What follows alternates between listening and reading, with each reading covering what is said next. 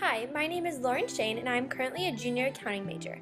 I'm originally from Springfield, Missouri, which is why I chose to do a project on my favorite church, which is located in Pierce City, Missouri. St. Mary's Catholic Church sits right off of the main street in this quaint town, a fascinating piece of architecture full of history and beauty that towers over all of their surrounding buildings. I grew up attending this church with my family many times, therefore it holds a special place in my heart, and I'm happy that I get to share it with you today.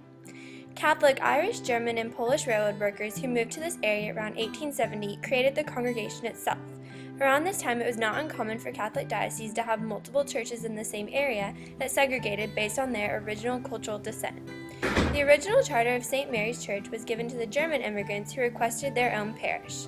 The request was accepted in September of 1883. There is very little known about the original architecture of the cathedral.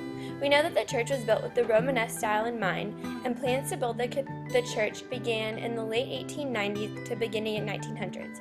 According to the current Father Peters, who I had the pleasure of talking to, all that is originally known about the construction of the church was that the parishioners that established the church were very involved in the design and the building of the church. There are many types of value that can be associated with St. Mary's Church. There is a material value in the structure because of the precious materials that were used to decorate the church, such as the gold leaf steeple.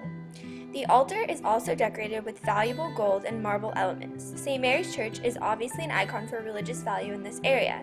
This is especially evident in the statues of the saints that surround the altar and the story of the resurrection depicted in the painting stages lining the church. The statues symbolize the religious leaders of the church and are at the very front of the sanctuary. There are many universal religious symbols located throughout the church, such as the Kyrie symbol, which is for Jesus Christ. Another prominent religious element that adds value to the church are the many stained glass windows that depict Bible stories and showcase religious symbols throughout the church. In terms of elements and principles within St. Mary's, there are many examples of different types scattered throughout the church. One of the most reflected styles is seen in the realistic statues that line the front part of the church. The multiple saints are depicted realistically from their faces to their clothing. In terms of biblical representation, these statues are very close to what these saints are believed to have looked like. They're clothed in traditional clothing of the time. They also have great texture that makes them look realistic, such as the beards that are on the saints. The painted pictures that make up the Stations of the Cross would be considered more stylized representation of the scenes and people of the time.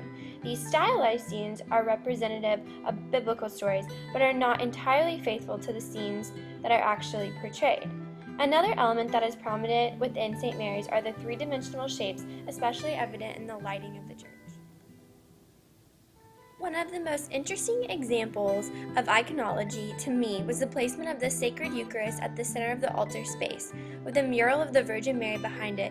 Surrounding these two sacred pieces are multiple statues of saints alongside each other. The strategic placement of these elements is a great example, and the interpretation of the rationale behind the group. An example of iconography, on the other hand, would be analyzing the biblical significance of the mural of Mary and the angels that sits at the center of the altar and the placement of these elements. This is a single mural and is symbolic due to its biblical story of the announcement of the birth of Christ. St. Mary's Church was created with the Romanesque style in mind. The elements of the church follow those of a Romanesque basilica floor plan. There's a center aisle, two narrower aisles, and the altar is centered in the middle of the church. One of the most prominent Romanesque elements of St. Mary's is the many rounded features such as windows, doors, and entryways. Although stained glass windows were made occasionally in the Romanesque period, they were really identified most with the Gothic period.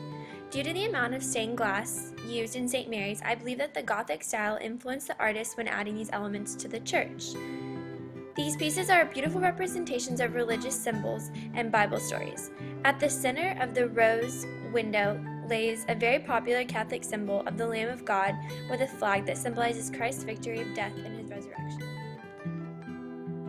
I chose this piece of architecture for many reasons, all of which I have found are very hard to convey easily in words. The structure that is St. Mary's Church employs so many beautiful, well-executed elements of the Romanesque style. It houses colorful, intricate stained glass windows that convey prominent religious stories. There is no doubt that this structure is a symbol of allure and elegance in an otherwise simple town of rural Missouri.